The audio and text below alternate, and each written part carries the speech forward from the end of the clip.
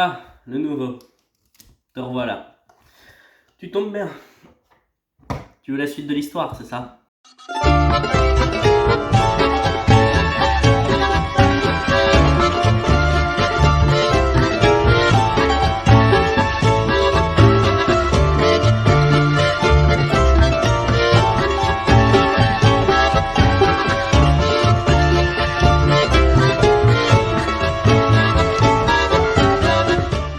Bon, rappelle-moi.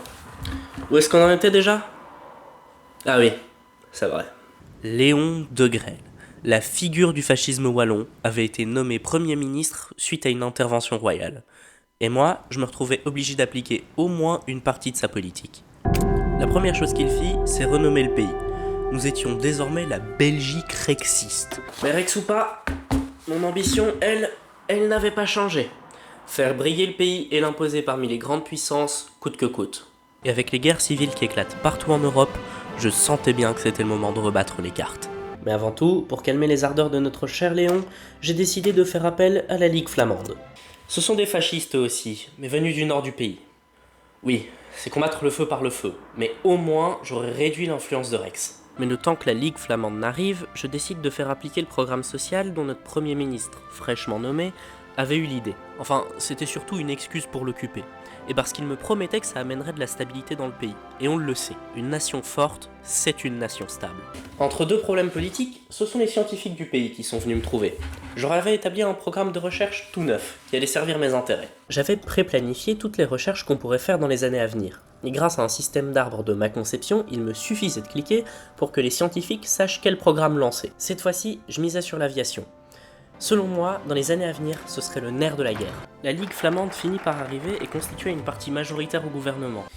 Dieu merci, j'étais enfin débarrassé des rexistes, même si De Grelle restait Premier ministre. Le problème, c'est que je me retrouvais aussi obligé de composer avec la politique de la Ligue flamande. Alors pour prendre le temps de bien réfléchir à ce que j'allais faire, j'ai réhabilité les mines de charbon. Quand on ne peut que s'enfoncer dans la politique fasciste, vaut mieux être sûr de soi. Mais les premières décisions commencèrent à tomber. Et la première fut d'instaurer le néerlandais comme langue officielle dans le pays. Une décision qui, comme tu l'auras compris, fut révisée par la suite. C'est pour ça qu'on s'entretient en français. Puis, grâce à un astucieux programme de défense voté quelques temps auparavant, j'abrogeais la neutralité. Notre armée et la nation étaient bientôt prêtes à étendre leur influence. Mais avant de passer à l'action, je décidai de jeter un coup d'œil au monde extérieur. La guerre civile allemande semblait tourner en faveur du péril communiste. Rien de bon n'allait en sortir.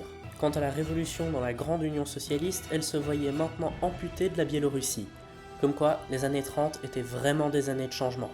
Parlant de changement, il était maintenant temps de redessiner les cartes. L'expansionnisme, ça, c'est la manière de montrer aux autres que vous comptez. Et comme première cible, je choisis le Luxembourg. Je leur proposais une annexion pacifique. Et je me suis dit qu'ils n'avaient pas de raison de dire non. Puis, de toute façon, le Luxembourg n'avait pas d'armée. Alors c'est un peu comme si on faisait la guerre, sauf qu'on s'était mis d'accord avant. À peine le courrier fut-il parti que je demandais à faire agrandir la FN d'Herstal. Car si on veut se battre, avoir des hommes, c'est bien, mais des hommes avec des fusils, c'est encore mieux. Et voilà que je reçois la réponse du Luxembourg.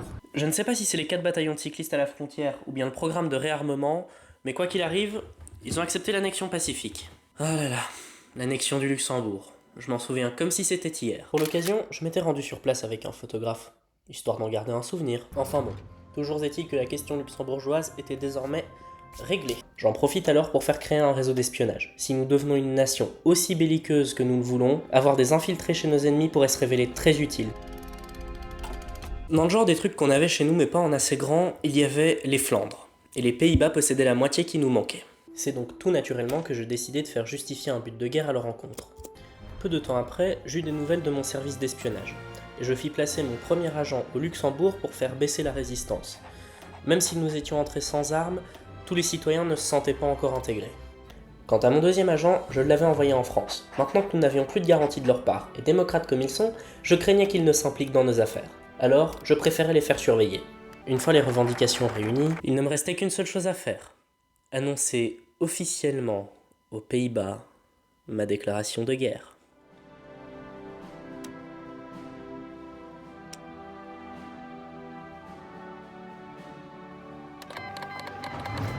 Mais dans un premier temps, je ne fis pas attaquer mes armées. Je les laissais garder la frontière. Je laissais les troupes ennemies attaquer d'abord. Puis, je lançais la contre-offensive par le flanc est. Après cela, les Pays-Bas appelèrent leur colonie dans la guerre, et je fis de même avec le Congo, tout en profitant d'une faille que j'avais créée dans le flanc est pour m'enfoncer dans leurs terres. La victoire était à portée de main, c'était assez facile à voir d'ailleurs. Il suffisait de regarder les petites bulles vertes entre les soldats pour savoir qu'on était en train de gagner. Un ingénieux système développé par nos scientifiques. Et le soir du 18 avril 1939, on entra dans la capitale des Pays-Bas. 12 jours plus tard, les Pays-Bas rendaient les armes. Nous allions enfin pouvoir faire la paix. Enfin, la paix. À notre manière. Et voilà le stagiaire. On ferme boutique pour aujourd'hui. Et maintenant tu sais comment la Belgique a annexé le Luxembourg et les Pays-Bas.